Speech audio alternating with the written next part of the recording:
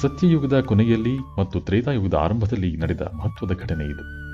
ಅಂಧಕಾಸುರನೆಂಬ ರಾಕ್ಷಸನು ತನ್ನ ಶಕ್ತಿಯಿಂದ 3 ಲೋಕಗಳಿಗೆ ತೊಂದರೆ ನೀಡುತ್ತಿದ್ದಾಗ ಭಗವಾನ್ ಶಿವನು ದೀರ್ಘಕಾಲ ಅವನೊಂದಿಗೆ ಯುದ್ಧ ಮಾಡಬೇಕಾಯಿತು. ಅಂಧಕಾಸುರನ ಸಂಹಾರದ ನಂತರ ಶಿವನು ತೀವ್ರವಾಗಿ ದಣಿದಿದ್ದನು.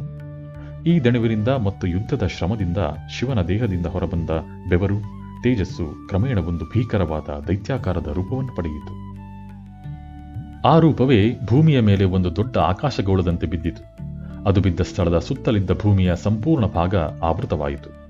ಈ ದೈತ್ಯನು ಮಲಗಿದ ಭಂಗಿ ಎಷ್ಟು ಭಯಾನಕವಾಗಿತ್ತೆಂದರೆ ಅವನು ಅಲ್ಲಿ ಸಿಕ್ಕಿಬಿದ್ದು ವಿಪರೀತ ಹಸಿವಿನಿಂದ ಭೂಮಿಯಲ್ಲಿ ಅಸ್ತಿತ್ವದಲ್ಲಿರುವ ಪ್ರತಿಯೊಂದು ವಸ್ತುವನ್ನು, ಶಕ್ತಿಯನ್ನು ತಿನ್ನಲು ಪ್ರಾರಂಭಿಸಿದನು. ಈ ರಾಕ್ಷಸನಿಗೆ ಬೇರೆ ಯಾವ ಹೆಸರೂ ಇರಲಿಲ್ಲ. ಅವನನ್ನು ಕೇವಲ ಭೂತ ಎಂದು ಕರೆಯಲಾಗುತ್ತಿತ್ತು. ಈ ಭೂತವು ತೀವ್ರವಾಗಿ ಬೆಳೆದಂತೆ ದೇವತೆಗಳಿಗೂ ಆತಂಕ ಶುರುವಾಯಿತು. ಇಡೀ ಸೃಷ್ಟಿ ಅಸ್ತವ್ಯಸ್ತವಾಗತೊಡಗಿತು. ಇಂದ್ರ, ವರುಣ, ಅಗ್ನಿ, ಯಮ ಮುಂತಾದ ಸಮಸ್ತ ದೇವತೆಗಳು ತಕ್ಷಣವೇ ಸೃಷ್ಟಿಕರ್ತನಾದ ಬ್ರಹ್ಮನ ಬಳಿ ಹೋದರು. ಬ್ರಹ್ಮನು ಪರಿಸ್ಥಿತಿಯ ಗಂಭೀರತೆಯನ್ನು ಅರಿತುಕೊಂಡು ದೇವತೆಗಳಿಗೆ ಒಂದು ಉಪಾಯ ಹೇಳಿದರು. ಈ ಶಕ್ತಿಯು ಶಿವನಿಂದಲೇ ಬಂದಿರುವುದರಿಂದ ನಾವು ಅದನ್ನು ನಾಶ ಮಾಡಲು ಸಾಧ್ಯವಿಲ್ಲ. ಬದಲಾಗಿ ಅದನ್ನು ನಿಯಂತ್ರಿಸಬೇಕು.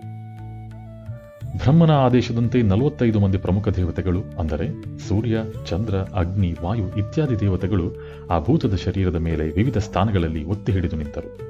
ಪ್ರತಿಯೊಬ್ಬ ದೇವತೆಯು ಒಂದು ನಿರ್ದಿಷ್ಟ ಶಕ್ತಿ ಕೇಂದ್ರದ ಮೇಲೆ ನಿಂತರು.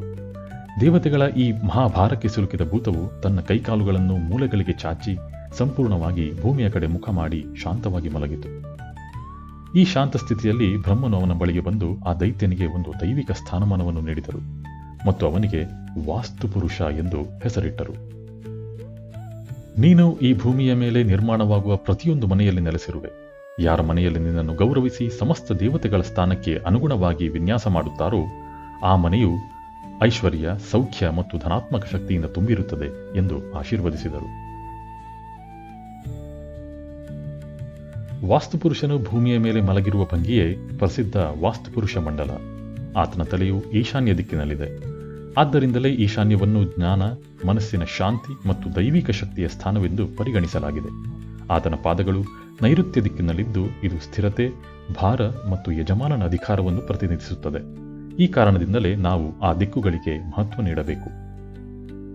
ದೇವತೆಗಳು ವಾಸ್ತುಪುರುಷನ ಶರೀರದ ಮೇಲೆ ಒತ್ತಿ ಹಿಡಿದಿದ್ದರೂ ಆತನ ಹೊಟ್ಟೆಯ ಭಾಗ, ಅಂದರೆ ಮನೆಯ ಮಧ್ಯಭಾಗ ಸಂಪೂರ್ಣವಾಗಿ ಮುಕ್ತವಾಗಿದೆ.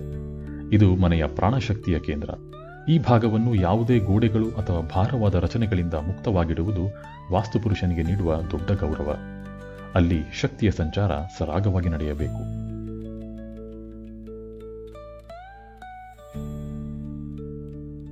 ಯಾವುದೇ ನಿರ್ಮಾಣದ ಆರಂಭದಲ್ಲಿ ನಾವು ಭೂಮಿ ಪೂಜೆ ಅಥವಾ ವಾಸ್ತುಪೂಜೆ ಮಾಡುವುದರ ಹಿಂದಿನ ಉದ್ದೇಶ ವಾಸ್ತುಪುರುಷನನ್ನು ಶಾಂತಗೊಳಿಸುವುದು. ಆತ ಸಂತುಷ್ಟನಾದರೆ ಆ ಮನೆಯಲ್ಲಿ ನೆಲೆಸಿರುವ ದೇವತೆಗಳ ಮೂಲಕ ನಮಗೆ ನಿರಂತರವಾಗಿ ಸಮೃದ್ಧಿ, ಒಳ್ಳೆಯ ಆರೋಗ್ಯ ಮತ್ತು ಶಾಂತಿಯನ್ನು ಕರುಣಿಸುತ್ತಾನೆ.